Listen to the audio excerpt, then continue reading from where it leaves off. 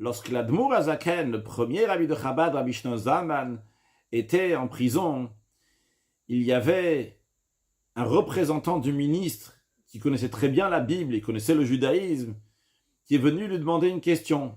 Il lui a dit, dans la paracha de Bereshit, la Torah nous raconte que Dieu a dit à Adam de ne pas manger de l'arbre de la connaissance. Adam a oui mangé de l'arbre de la connaissance, il s'est caché, Dieu est venu dans le paradis, il a demandé à Adam, Ayeka, où es-tu? Alors il a demandé au Admour Azaken, pourquoi Dieu avait besoin de demander à Adam Arishon, où est-ce qu'il se trouve? Dieu sait tout et il sait exactement où se trouve Adam Arishon. Le Admour Azaken lui a dit, il y a la réponse du commentaire de Rashi. Le commentaire de Rashi explique que c'est pour rentrer en conversation avec Adam Arishon, pour pas le choquer soudainement. Alors, Dieu rentre en conversation, il lui dit, où es-tu? Et après, il va lui parler de ce qui s'est passé. Alors, le ministre lui a dit, Admour Azaken, la réponse de Rashi, je la connais. Mais je veux savoir, qu'est-ce que vous, Rabbi Shlomo Zalman, qu'est-ce que vous avez à dire sur cela? Alors, le Admour Azaken lui a dit, cette question de Dieu qui a demandé à Adam Arishon, Ayeka, où es-tu? C'est une question que Dieu demande à chaque être humain, à tout moment. Par exemple, lorsque quelqu'un a tel et tel âge, et là, le Admour Azaken a dit exactement l'âge de ce ministre, eh bien, Dieu lui demande, où en es-tu? Non pas dans le sens géographique, où est-ce que tu te trouves, mais où en es-tu dans ta vie?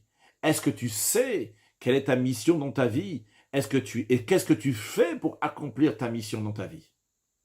Ça, c'est une histoire que le Admour Azaken a vécue et que le rabbi précédent, Rabbi Yosef Yitzchak, a raconté. Et Rabbi Yosef Yitzchak a rajouté, a dit que lorsque l'Admour Azaken il a dit ça, eh bien, ça a sauvé la vie du Admour Azaken. Le Admour Azaken était tellement joyeux d'avoir été en prison et d'avoir donné sa vie pour les enseignements de la Chassidoute, pour de son maître, le Baal Shem Tov, le Mag de Mezrich, eh bien, il avait un si grand plaisir jusqu'à qu'il avait ce qu'on appelle le Klot HaNefesh, que son âme allait le quitter. Et le fait qu'il a raconté ça au ministre, et lui-même, donc ça l'a fait rappeler, réfléchir sur le fait, est-ce que tu réalises pourquoi tu es là dans le monde? Tu as un rôle à faire ici-bas. Eh bien, ça se passe ici-bas dans ce monde-là, et on doit faire le travail dans ce monde. Eh bien, ça l'a fait revenir concrètement dans ce monde. Le rabbi nous dit, un événement qui s'est passé avec un rabbi, et un événement qui a été raconté par un rabbin, et si ça, le chef du peuple juif, il nous a été transmis, eh bien, c'est un enseignement pour les chassidim, les disciples du rabbi, et à travers les disciples du rabbi pour tout le peuple juif. Quel est l'enseignement? Eh bien, il faut savoir que cette question-là de Ayeka, où en es-tu dans ta vie? C'est une question que Dieu demande encore une fois, à chaque être humain. Quand il y a chaque être humain, c'est le plus grand des êtres humains et aussi le plus petit des êtres humains. Mais cette question Ayeka, où en es-tu, est à traduire à chacun en fonction de son niveau. À quelqu'un qui a un très haut niveau, la question de Ayeka, où en es-tu, va être traduite. Hey, où tu t'envoles ici? Tu risques d'avoir Klot HaNefesh, ton âme risque de quitter ton corps, comme d'ailleurs ce qui s'est passé avec les fils de Aaron, Nadav, Vaviou, Yakib, Korvatam, Lifnei Hashem, qui sont rapprochés de Dieu, Vayamut, où ils sont morts. C'est expliqué dans le sens profond que vu qu'ils sont rapprochés de Dieu, dans le spirituel encore et encore et encore, dans la divinité, jusqu'à que leur âme a quitté leur corps. Et à des gens comme ça, quand on leur dit Ayeka, où tu en es, c'est-à-dire, hey, où tu vas? Ils t'envolent pas. Il y a une demeure à Dieu à faire ici-bas dans ce monde matériel, et c'est là que ça se passe.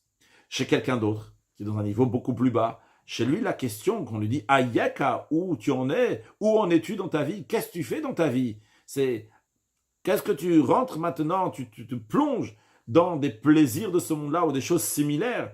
Tu dois pas aller là-bas. Ça suffit. Donne-toi pour l'étude de la Torah, pour l'accomplissement des mitzvot. Et lorsque Dieu il dit Ayeka, eh bien cette exigence de Dieu, cette question de Dieu, n'est pas seulement pour nous demander où tu en es, mais c'est aussi nous donner la force pour que chacun de nous va réussir à faire le but de notre création ici-bas dans ce monde matériel et le faire besimcha ou tout levar avec joie et bon cœur. Le rabbi continue. ce lien entre la question de Hayeka, où tu en es, c'est une histoire qui s'est passée que lorsque Admour Hazaken était en prison, elle est liée aussi avec l'emprisonnement en général du Admour Hazaken. La raison pourquoi l'Admour Hazaken a été emprisonné, sur le plan spirituel, c'est parce qu'il diffusait des secrets de la Torah Tachasidut. Et donc ça a éveillé une accusation là-haut. On a dit on va l'emprisonner. Qu'est-ce que ça veut dire? Le Admour Hazaken a dévoilé et a, pas justement dévoilé, mais aussi a diffusé les grands secrets de la Torah à tout le peuple juif. Il a fait que ça va s'habiller dans le cerveau humain, dans le Chochma, Binada, dans les 3 facultés intellectuelles, commençant par les 3 facultés intellectuelles de l'âme divine, puis à travers les 3 facultés intellectuelles, les Chabad, Chochma, Binada, de l'âme divine, par cela aussi dans le Nefesh HaSichli, dans le cerveau intellectuel, jusqu'au Nefesh HaBam, jusqu'au Chabad, jusqu'au cerveau de l'âme animale, et jusqu'à de manière que ça va prendre entièrement tout le corps. Là, il y avait une accusation. Là-haut, ils ont dit, on ne peut pas laisser comme ça avancer tellement des grands secrets de la Torah. Et ce qui a fait qu'il a été emprisonné. Ça, c'est la raison pour laquelle il était emprisonné. Mais le rabbi nous dit dans ces cas-là, lorsqu'après, il est sorti de prison, il y a eu la victoire du Admour Hazaken. C'est un signe que ça y est, d'en haut aussi, on a donné la possibilité, la force, l'ordre de dévoiler ce secret de la Torah au cerveau humain. Et c'est la raison pour laquelle ça s'est exprimé que l'Admour Hazaken est sorti de prison. Mais le rabbi nous demande, comment est-ce possible? On prend des grands secrets de la Torah, les secrets de la Torah que naturellement, en les étudiant, la personne va arriver à Klot HaNefesh, son âme va quitter son corps. Comment est-ce possible de prendre des choses tellement hautes et de les mettre dans le cerveau humain, qui vont être mityachev, ils vont se poser de manière compréhensible dans le cerveau humain? Eh bien, ça on le retrouve dans l'histoire de Hayeka, où tu en es. Le Admour Hazaken était dans une situation de Klot HaNefesh, d'un très grand plaisir d'avoir été en prison et d'avoir donné sa vie pour la Torah Tachasidut, pour les enseignements du Baal Shem Tov et du Maggid de Mezrich. Mais lorsqu'il a eu le Hayeka, il s'est rappelé, où en es-tu dans ta vie? Il y a une mission à faire ici-bas. Eh bien, il a pris, même s'il était dans une situation de Klot HaNefesh, il est revenu concrètement ici-bas. Et cette question-là, où est-ce que tu en es? Ça donne la force de faire la demeure à Dieu ici-bas. Lorsqu'un juif dit, où est-ce que tu en es? Il dit, oh, je me rappelle, je dois être ici. Et quand on dit être ici, ça veut dire dans la médecine, dans l'existence du juif, dans l'existence, donc dans son cerveau, dans sa compréhension, et là-bas aussi de faire une demeure à Dieu ici-bas. Donc le parallèle entre l'histoire et le dévoilement de la Chassidut Chabad, c'est que dans l'histoire, l'Admour Hazaken était dans un niveau très haut de Klot HaNefesh, que son âme allait le quitter, et quand même, par le Hayeka, cette question-là, où en es-tu? Pas juste où tu es, mais où en es-tu dans ta vie? Il y a une mission à faire ici-bas, ça l'a ramené ici sur terre. Eh bien, c'est la même chose aussi, de prendre des secrets de la Torah qui sont très très hauts et de les amener dans la personne, dans le cerveau humain, dans le cerveau de l'âme animale. Et le rabbi nous dit, donc par cela, toutes les barrières, tous les empêchements ont été enlevés.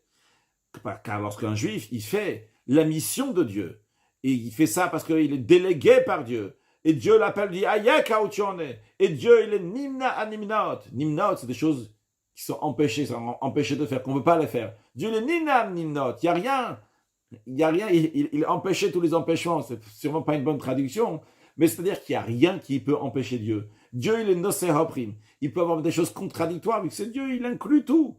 Eh bien, lorsque le juif s'attache à Dieu, eh bien, à ce moment-là, il a la possibilité de dévoiler même la profondeur de la Torah, ce qui s'appelle le Satim Deoraita, la partie cachée de la Torah. Il la relie avec la partie cachée de la Neshama du juif.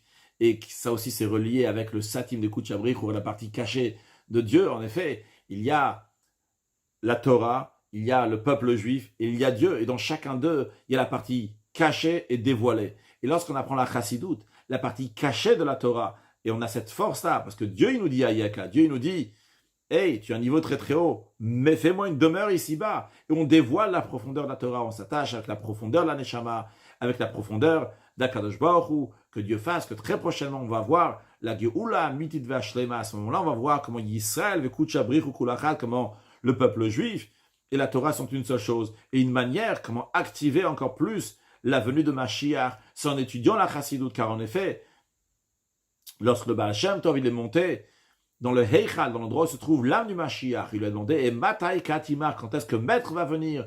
Eh bien, C'est quand est-ce que Mashiach va venir? Le Mashiach lui a répondu, lorsque tes sources, les sources de la chassidut du Baal Shem Tov, vont se répandre à l'extérieur, alors à nous d'aller diffuser la chassidut et de dévoiler donc la beauté intérieure qu'il y a dans la Torah, dans le peuple juif, dans Dieu. Tout cela, on le verra concrètement avec la venue de Mashiach très prochainement.